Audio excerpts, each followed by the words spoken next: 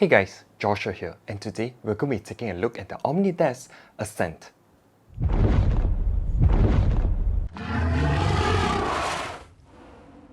Now, just to preface this, I've been using Omnidesk since they first launched about 3 years ago, so I've seen every iteration from the absolute first one to what it is now, and they've really improved over every iteration. So let's get into it. Specifications for the Omnidesk Ascent are that it can be raised up to a maximum height of 125 cm with a minimum height of 60 cm, with the table length coming in at 122 cm, 152 and 183 cm depending on which variation you are getting. The table width measures in at 76 cm and the entire desk with the frame and motor will weigh 37.5 kg. The Omnidesk Ascent does currently come in black or white, which is the basic, but you can also get the wildwood collection like the walnut or acacia, which is gorgeous if that's the theme of your room. They've also added the Eco series to the Ascent, so you're really spoiled for choices. Personally, I went with the black version as this is still my preferred colour scheme and theme. The first important feature now for the Omnidesk Ascent is the introduction of a companion app, the Omnidesk Live, which you download onto your mobile phone. It connects via Bluetooth really simply, and from there, I think it's easy to show you, so let's get into it. Okay, so from the app, the first thing you see is the adjustability for the height. So current height 79.9, and I can just press the button here. So if I press the up button, you can see it goes up, press it, and it goes back down.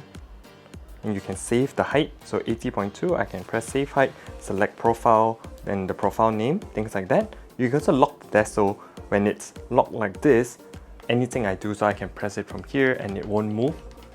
Lock it again, and then you have your memory profiles, so you can have up to 9 memory profiles. Moving on, so this is the activity tab. So from here you can see total standing time today. Currently it's 0 hours and 0 minutes. Standing goal 0/120 minutes, and you can change this based on your own fitness levels. So you can set goals, so say 120 is a little bit too long for you, you want to go down to 90, you can just save, and when you manage to stand, you will see that it is there.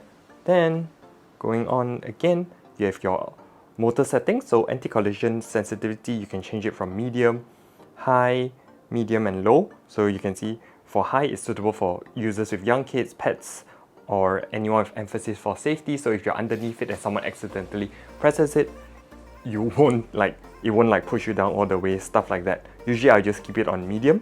For the desk height limit, you can click on the on button, off button. You can also set the maximum desk height. So the default is 128 centimeters, but you can lower it down just in case you don't want it to be too high. And going on to touch mode, so just tap and it will move to the safe height, or you have to hold the button and then it will move to the safe height. Brightness, so this is the brightness for the controller. So currently at 20%, but you can go up to 100 and it becomes brighter. Just gonna set it back to trendy. Controller vibration mode, so you have a stronger vibration. In controller vibration mode, I'm gonna see if you can hear it from here. So that's light, and that's strong.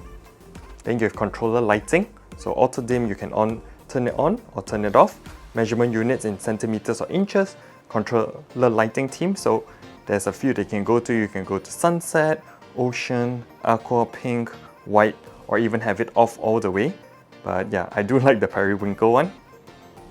You guys have some notifications here, so you allow it to send you, and then it will remind you in 90 minutes to stand or to sit back down, things like that. You can lower it down all the way to 5 minutes, 10 minutes actually. And then in the last tab, you're going to just get all of their socials and where their showroom is at and frequently asked questions. Another feature that they've changed is the new controller. Previously, it was just a simple black bar kind of thing, but with this new controller, I have to admit, it does look a lot nicer. It's more futuristic, and the tactile feel of it when you adjust the height is really a lot more satisfying. There's also a 5-volt charging port built in, so if you somehow run out of charging ports on your table, you can go with that. Next, they've refined the assembly process that it literally took the technicians less than 10 minutes to build up the entire table. It was fast, efficient, and you know how we like to have new things up and ready to go ASAP. This really made it so great because as soon as they were done assembling, I could start building my setup, and well, to me, that's always the most exciting part. If you want to build it up yourself because you're a DIY wizard, they've also made it really simple to do that. One of the things I've noticed which has slightly changed is definitely the design of the base of the table.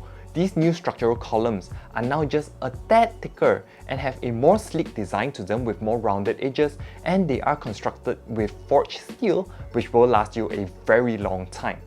Now, the speed of the elevation of the Omnidesk Ascent is currently at 60mm per second, and it can lift up to 130 kilograms, which should be more than enough for anything you're going to be putting on this desk. I've even stood on it a few times when putting up the lights and posters behind my setup just because it was more convenient, so I can at least attest to the strength of that. I digress slightly, but with the speed being faster, transitioning from sit to stand and back to sitting again just makes things much more convenient because you don't want to wait around much for the change of the sit and stand. Personally, I opted for the advanced cable management bar, which measures in at a depth of 100mm, a height of 95mm, and can be adjusted from 1000 to 1600mm for its length. It is wider and deeper than the usual one they have, and it also has extra pass-through holes to make cable management with all your power breaks, adapters and wires. Well, it just makes it a lot easier.